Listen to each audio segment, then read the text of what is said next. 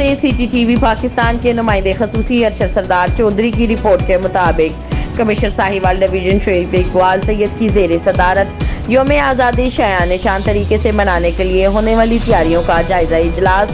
Commissioner Sahiwal division Shoaib Iqbal سید نے کہا، زندہ قومیں اپنے قومی دن اس عہد کی تجدید کے ساتھ مناتی ہیں کہ وہ ملک و قوم کی ترقی کے لیے تمام تر وسائل بروئے کار لائیں گی۔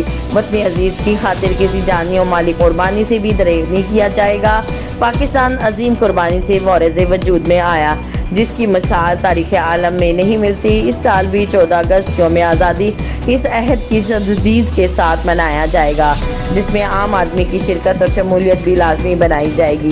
کمشنر ساہیوال ڈویژن شعیب اقبال سید نے کہا کہ وزیر اعلیٰ پنجاب کی ہدایت پر یوم آزادی پر رنگ رنگ پروگرام ترتیب دیے جائیں گے، جن میں عام آدمی کو شرکت کا موقع بھی ملے گا۔ انہوں نے کہا کہ 13 اور 14 اگست کی درمیانی رات 12 بجے ساہیوال، اوکارا اور پاک پتن میں آتش بازی کا شاندار مظاہرہ کیا جائے گا۔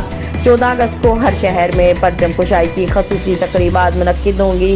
ساہیوال کی مرکزی تقریب ساہیوال آرٹس کونسل کے جناح ہال میں منعقد ہوگی، جبکہ طلبہ و طالبات کو پاکستان کے قیام کی غرض و غایت بتانے کے لیے تعلیمی اداروں میں خصوصی پروگرام منعقد کیے جائیں گے۔ عوام کی تفریح کے لیے 14 اگست کی شام خصوصی میوزیکل پروگرام منعقد کرنے کی بھی ہدایت۔